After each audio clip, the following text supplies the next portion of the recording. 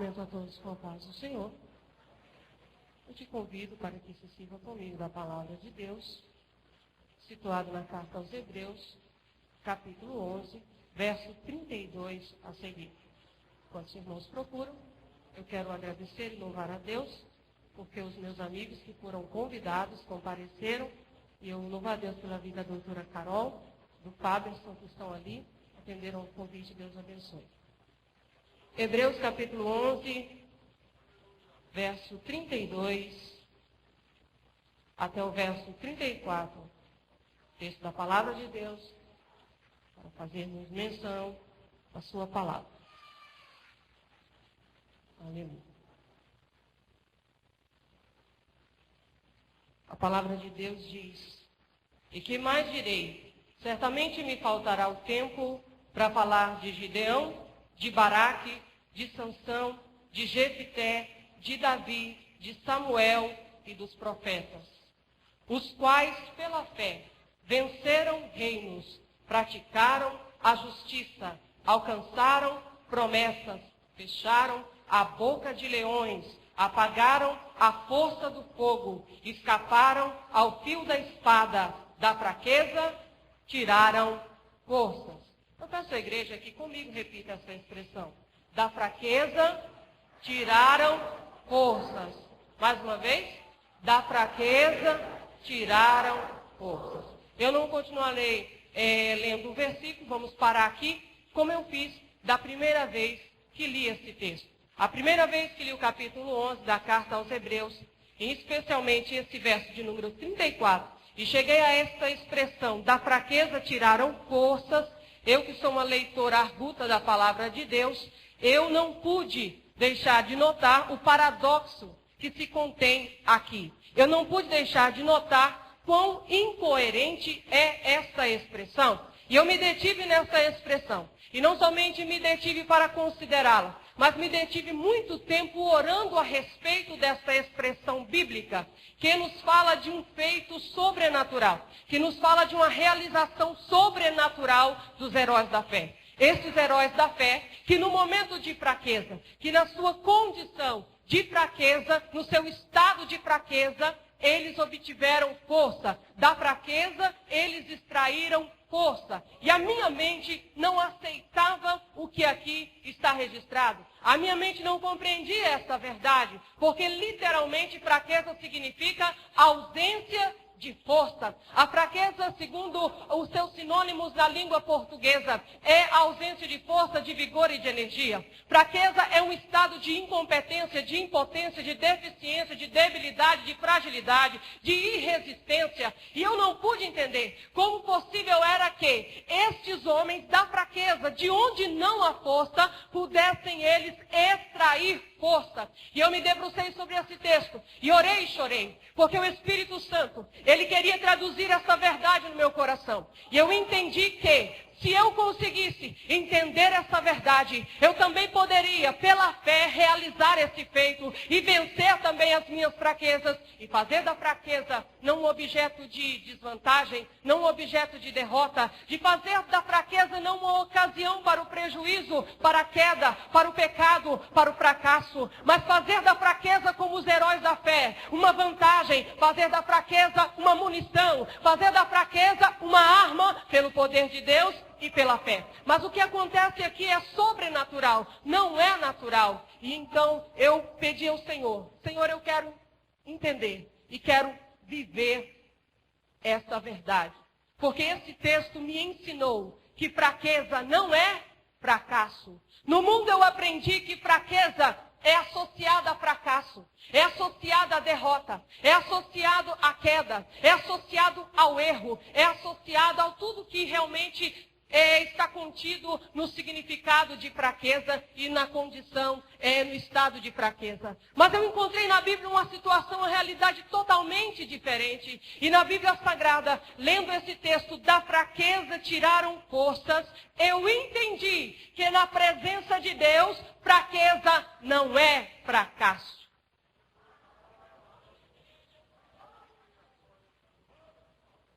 Muitos pensam que fraqueza é sinônimo de pecado. Mas fraqueza não é sinônimo de fracasso. não implica em fracasso e não é sinônimo de pecado. Embora que o homem original, ele era indefectível. O homem original não apresentava falhas.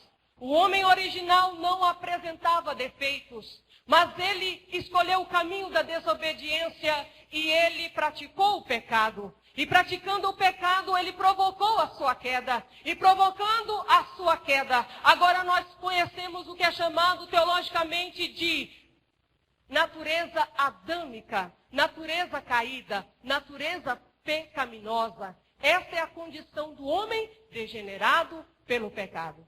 De maneira que a gênese da fraqueza, ela se deu lá no Éden ainda, quando o pecado foi cometido. No entanto, o homem degenerado pelo pecado, ele se tornou inerentemente fraco. Mas embora o homem degenerado pelo pecado, o homem que tem a natureza adâmica, no entanto, nós não podemos, mesmo assim, dizer que fraqueza, embora a fraqueza seja uma sequela do pecado, fraqueza não é pecado. Fraqueza não é sinônimo de pecado. Mas então, como eu posso entender isso? Fraqueza, então, por ser uma condição inerente do ser humano, passou a ser sinônimo de humanidade.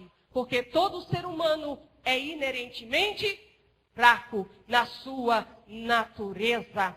Mas teologicamente falando, eu ainda aprendi outras verdades na consideração desse texto e dessa expressão em particular. Eu aprendi que, teologicamente falando, existem dois especialistas em fraqueza. Eu vou começar pelo negativo. Ele é o inimigo da nossa alma. Nós, muitas vezes, o citamos como o diabo, porque ele recebe esse nome no contexto da Bíblia Sagrada. E eu digo que ele é especialista em fraqueza porque o adversário da nossa alma, ele é oportunista. E ele é um dos maiores exploradores dessa condição humana que é a fraqueza. E eu te convido a folhear a sua Bíblia e abrir na primeira carta do apóstolo Pedro, na primeira carta de Pedro, o capítulo 5 e o verso 8, onde a palavra de Deus diz o seguinte, a respeito das táticas do adversário da nossa alma. Sede sóbrios e vigiai. O vosso adversário, o diabo, anda em derredor, rugindo como leão, buscando a quem possa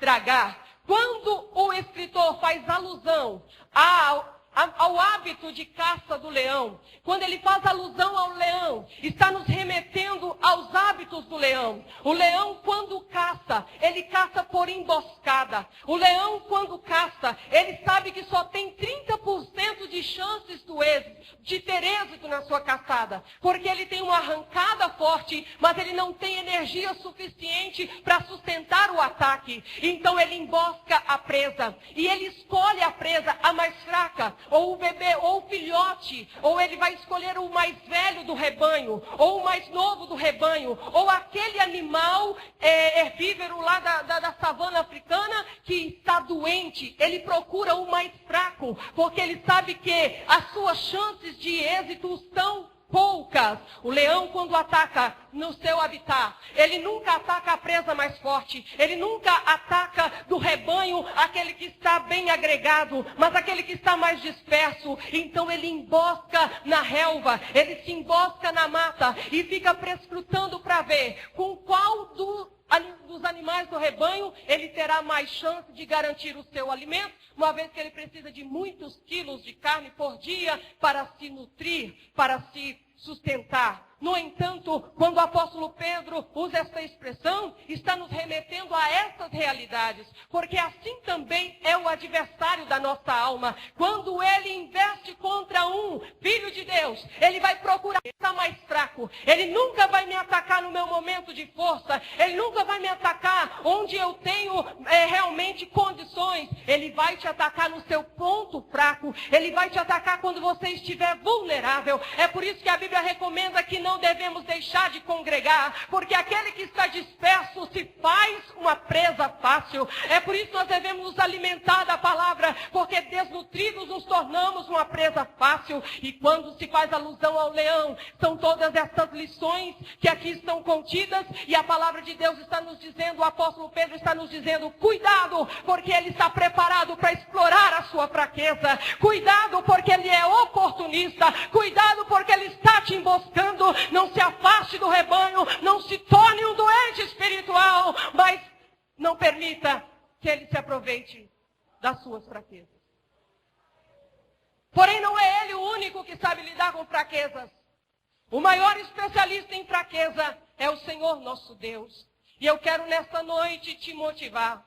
Eu quero nesta noite te motivar a crer que suas fraquezas não anulam o plano de Deus para a sua vida. Eu vou te provar nesta noite pela palavra de Deus que as suas fraquezas não te impedirão de obedecer a Deus, de ser fiel a Deus e de estar preparado para o dia do arrebatamento. Vou ler novamente a sua Bíblia e localiza a segunda carta aos Coríntios, o capítulo 12, do verso 7 ao verso 10. Um dos meus preferidos textos da Bíblia Sagrada, onde a palavra de Deus assim diz: e para que eu não me exaltasse pelas excelências das revelações, me foi dado um espinho na carne, a saber, um mensageiro de Satanás, para me esbofetear, a fim de não me exaltar. 3 vezes eu orei ao Senhor para que o afastasse de mim, mas ele me disse: a minha graça te basta, pois o meu poder se aperfeiçoa na fraqueza. Portanto, de boa vontade eu me gloriarei nas minhas fraquezas, para que em mim habite o poder de Cristo. Pelo que eu sinto prazer nas fraquezas, nas injúrias, nas necessidades, nas perseguições e nas angústias por amor de Cristo, pois quando estou fraco, então é que eu sou forte.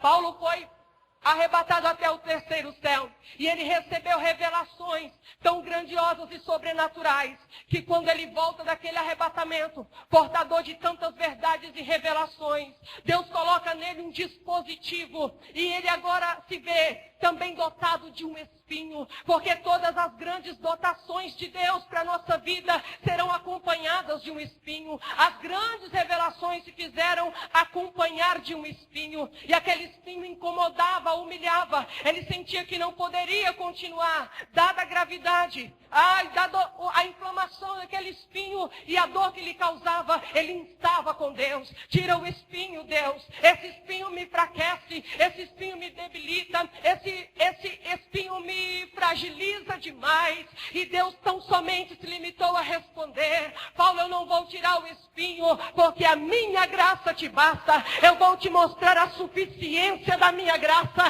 Eu vou te mostrar que sabedoria não basta, força de vontade não basta, mas a minha graça te basta, porque o meu poder, ele se aperfeiçoa na tua fraqueza. Por isso eu quero que você levante a mão e agradeça a Deus por ter fraqueza. Se você tivesse capital, onde você investiria o seu capital? Onde será que você investiria os seus recursos? Eu não sei, mas você procuraria algo que fosse o mais lucrativo possível. Mas Deus olha lá do céu e Ele quer investir em mim, e Ele quer investir na sua vida nesta noite. Mas para investir, Deus não procura a minha inteligência. Para investir, Deus não procura as minhas habilidades. Para investir, Deus não procura os seus talentos. Para investir, Deus não procura os seus dons. Quando Deus quer investir recursos do céu na sua vida, Ele olha para a sua fraqueza e diz: o meu poder, a minha graça será produtiva na sua fraqueza.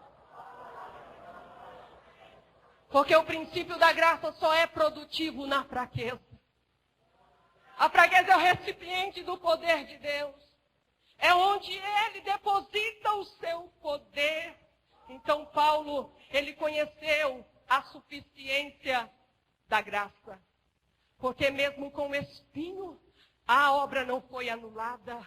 Mesmo com espinho, ele evangelizava. Quando Deus disse para ele: a minha graça te basta, Deus estava dizendo: você vai pregar com espinho, vai evangelizar com espinho, vai glorificar o meu nome com espinho, vai fazer viagens missionárias com esse espinho, vai fundar igrejas com esse espinho, vai doutrinar a igreja, vai ensinar a igreja com esse espinho. E lá no fim da sua carreira, você ainda vai me exaltar e dizer: eu venci, eu acabei a minha carreira e eu guardei a fé, mesmo com esse espinho, porque o espinho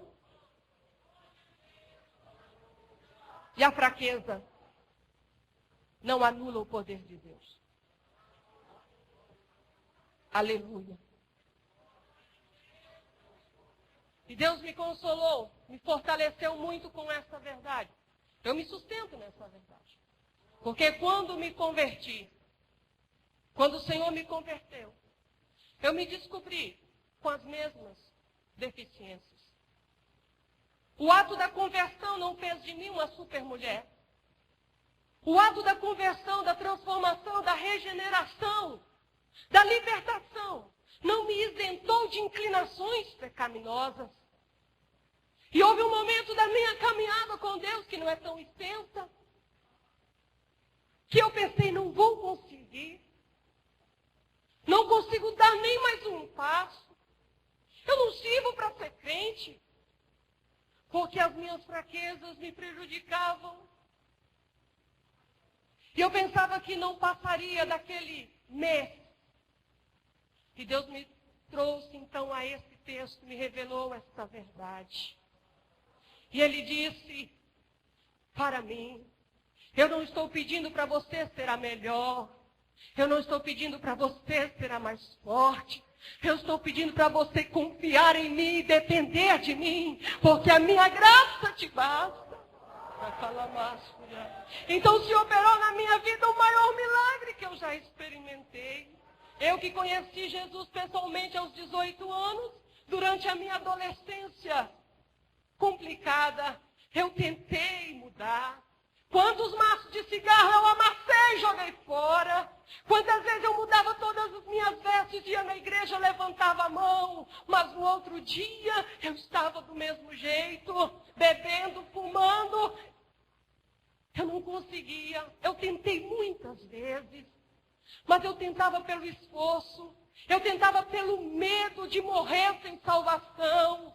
Mas no dia 3 de fevereiro de 98, 3 horas da tarde, Ele me buscou no meio da rua, me levou para dentro de um templo. E ali se operou em mim o milagre da graça. Aquilo que me dominava já não tinha mais efeito sobre mim. O cigarro que me vencia passou a não significar mais nada. O mundo que me escravizava agora não mais representava atrativos para mim. E desde aquele dia nunca mais eu saí da sua presença. Não é porque eu sou forte, mas porque a sua graça me basta.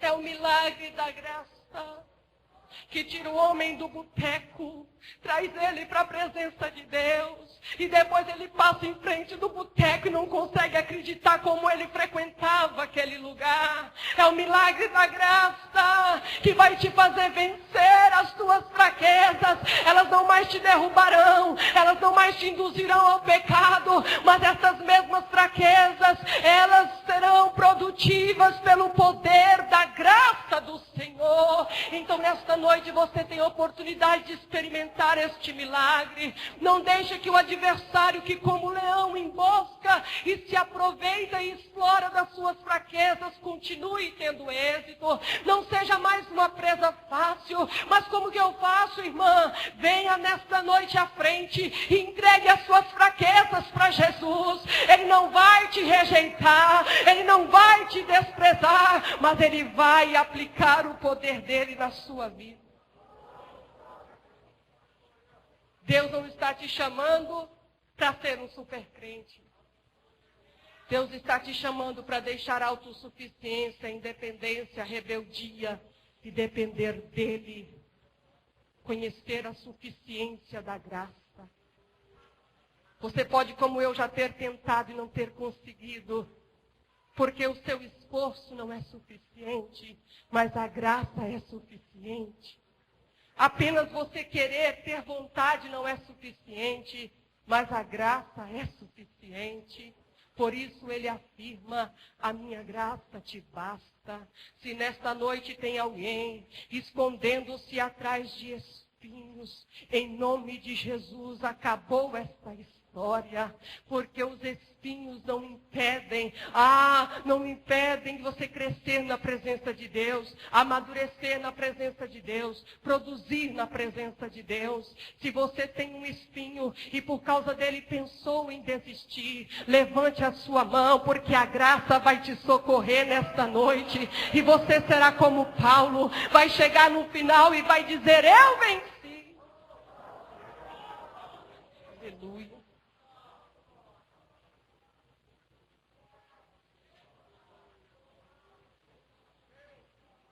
Paulo tinha dotações sobrenaturais que outro ser humano na terra não experimentou. E não recebeu o que ele recebeu de Deus. Há muita especulação sobre esse espinho. Muito se pergunta sobre esse espinho. E pergunta-se, o que seria esse espinho? Que causou tanto sofrimento a Paulo. No entanto, não interessa saber qual era o espinho.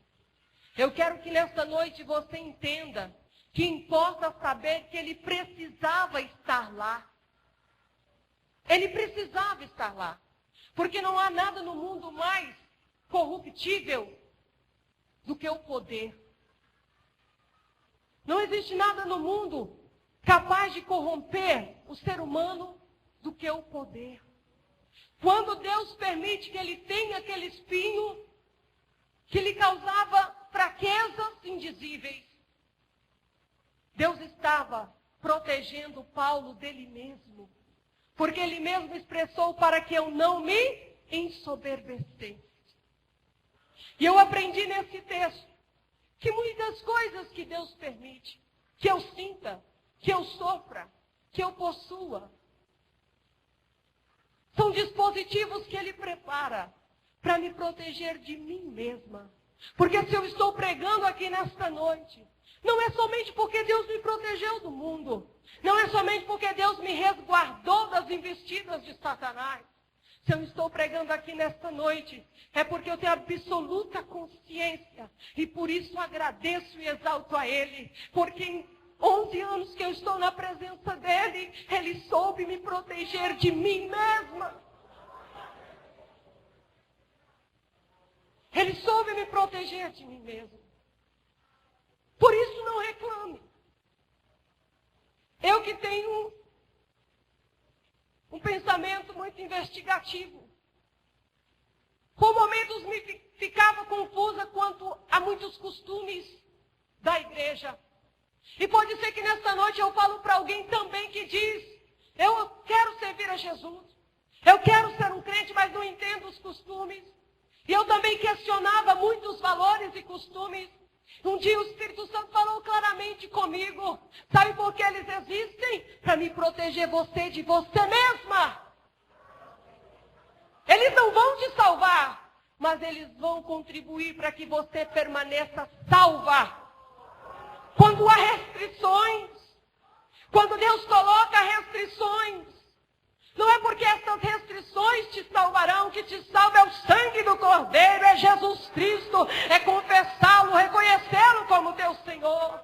Mas saiba que Deus vai te colocar nesse redil, que Deus vai te colocar nesse aprisco, e Deus vai te cercar para te proteger de si mesmo. É que existem.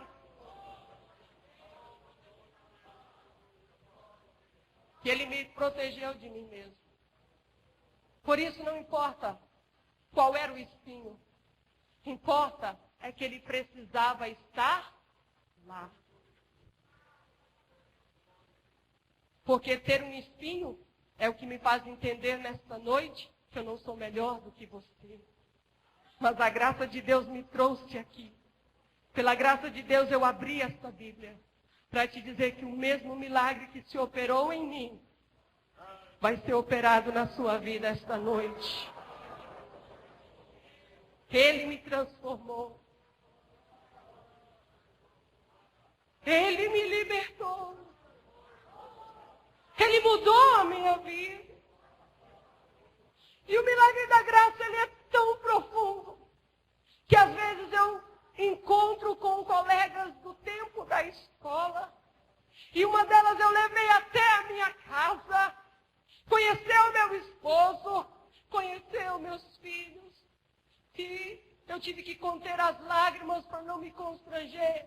Quando ela olhou para mim e disse, eu que te conheci por muitos anos, eu nunca imaginei, eu nunca consegui te imaginar mãe, eu nunca consegui te imaginar esposa, eu nunca te consegui te imaginar dona de casa, eu nunca te consegui te imaginar crente, porque para mim você estava fadada a morrer daí a pouco. Mas quando ela viu o cenário da minha vida, ela pôde ver o que a graça de Deus faz na vida do homem, e essa graça operou em mim. produziu em mim essas realidades. Aleluia. Agradeça a Deus, porque Ele vai te proteger de você mesmo e de você mesma. E outra coisa que eu aprendo com Paulo nesse texto é que ele entendeu que podia se gloriar nas fraquezas, porque nele habitaria o poder de Cristo.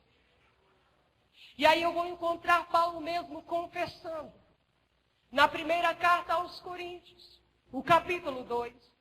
Ele foi evangelizar a cidade de Corinto.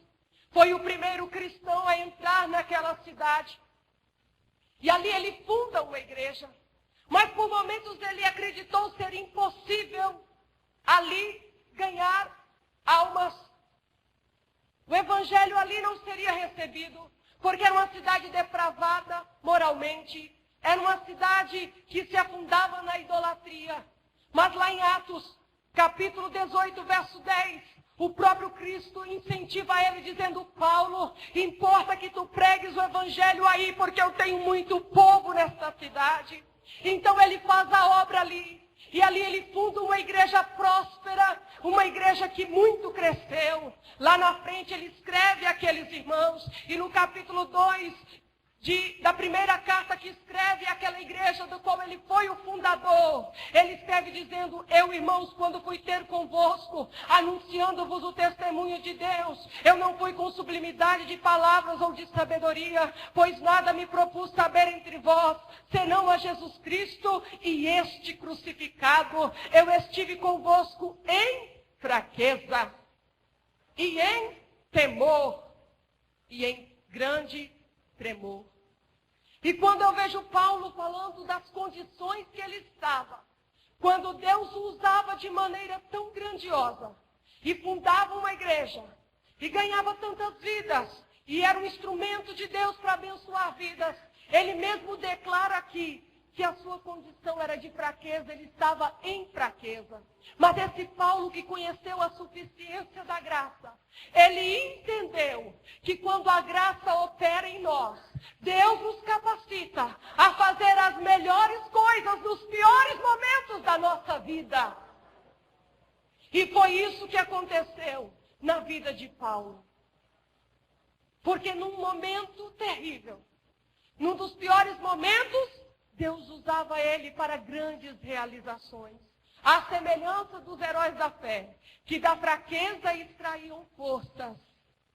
Ele, no momento de fraqueza, produzia resultados para a glória do nome do Senhor. Ele abençoava vidas. Ele alcançava corações. Ele edificava a igreja. Não vai ser diferente contigo e comigo nesta noite. Porque você pode estar vivendo o pior momento da sua vida. Mas você não precisa, eu repito o que já disse aqui neste púlpito, você não precisa das circunstâncias perfeitas. Você precisa daquele que te dá a vitória. Você diz: eu vou deixar a minha decisão de servir a Cristo para um momento futuro. Porque o momento que eu vivo não é bom. Faça como Paulo. Eu estava em fraqueza, mas não desisti. Em fraqueza, mas não me acovardei. Em fraqueza, mas não pedi a oportunidade de fazer algo para glorificar o nome do Senhor e mudar muitas vidas. É isso que vai acontecer contigo. Pode não ser o melhor dos momentos, mas nos piores momentos, a graça capacita-nos a realizarmos as melhores coisas para o nome do Senhor.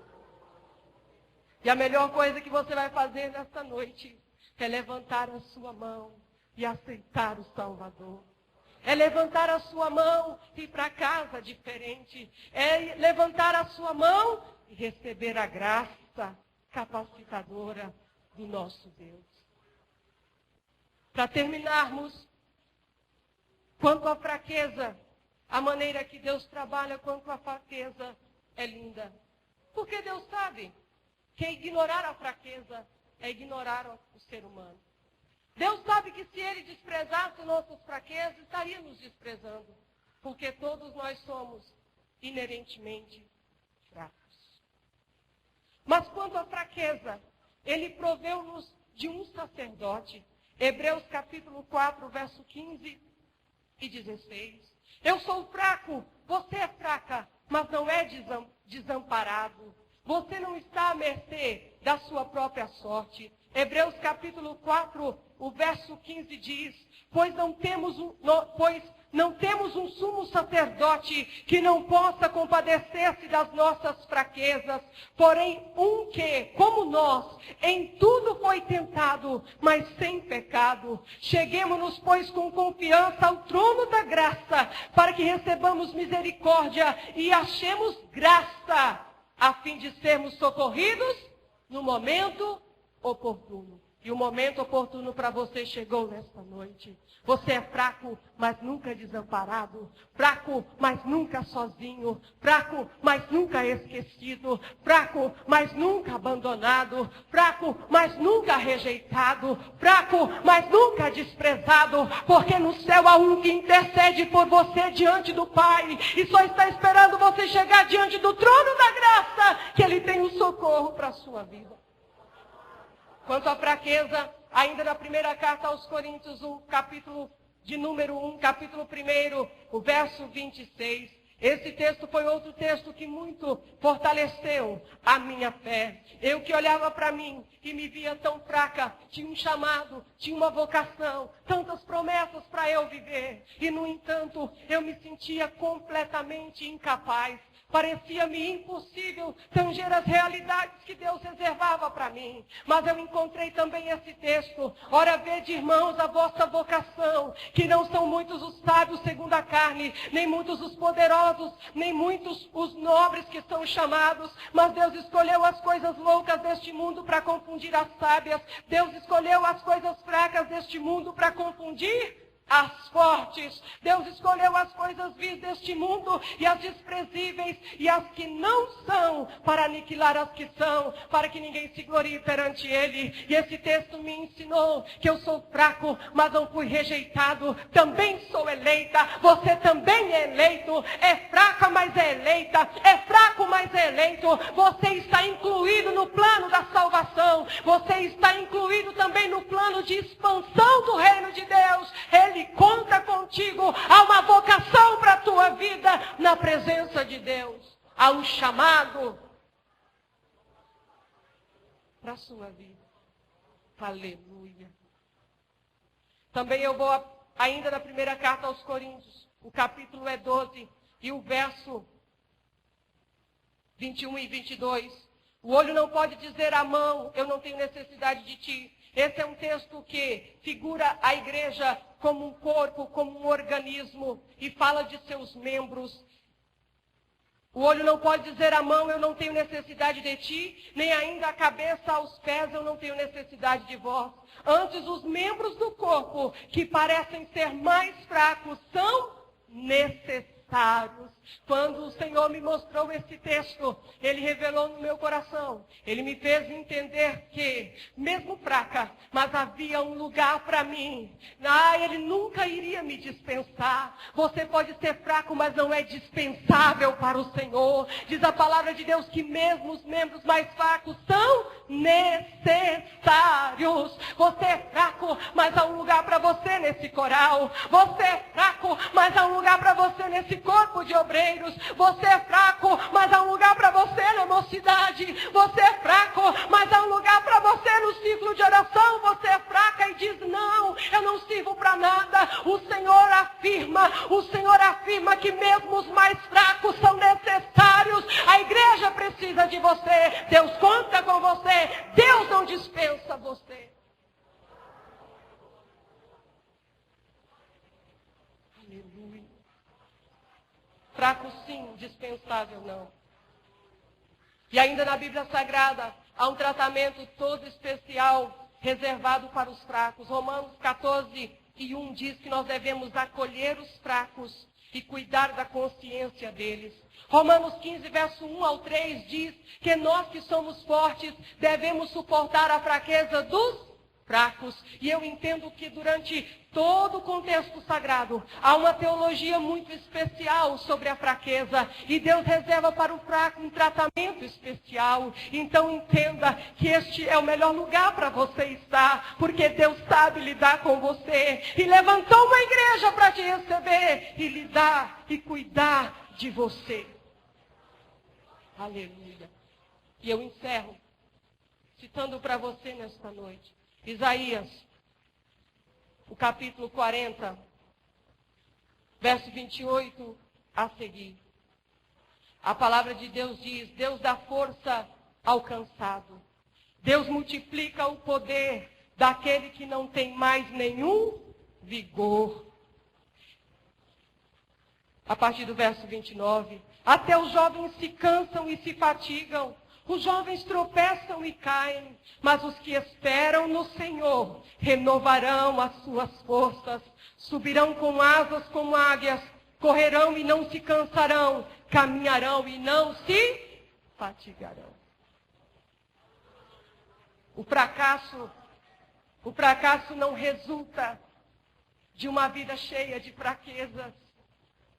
O fracasso resulta de uma vida vazia da graça de Deus. Mas para te suprir dessa graça, Ele te trouxe nesta noite.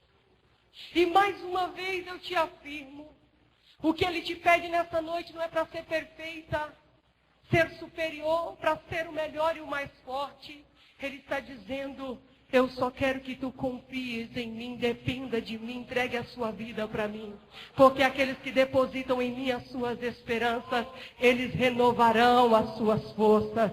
E eles alçarão voo espiritual. Para terminar, Apocalipse capítulo 3, o verso é 8. E eu também me alegrei muito nessa palavra, porque o Senhor dizia à igreja de Filadélfia. A igreja de Filadélfia, no contexto das 7 cartas escritas às 7 igrejas da Ásia, é a igreja que foi aprovada, é a igreja que foi encontrada fiel, é a igreja que foi encontrada perseverante, é a igreja que foi encontrada obediente. E quando o Senhor fala, quando Ele se reporta a essa igreja fiel, obediente e zelosa, Ele diz a ela assim: eu conheço as tuas obras, diante de ti eu pus uma porta aberta que ninguém pode fechar. Eu sei que tens pouca força. Entretanto, guardaste a minha palavra e não negaste o meu nome.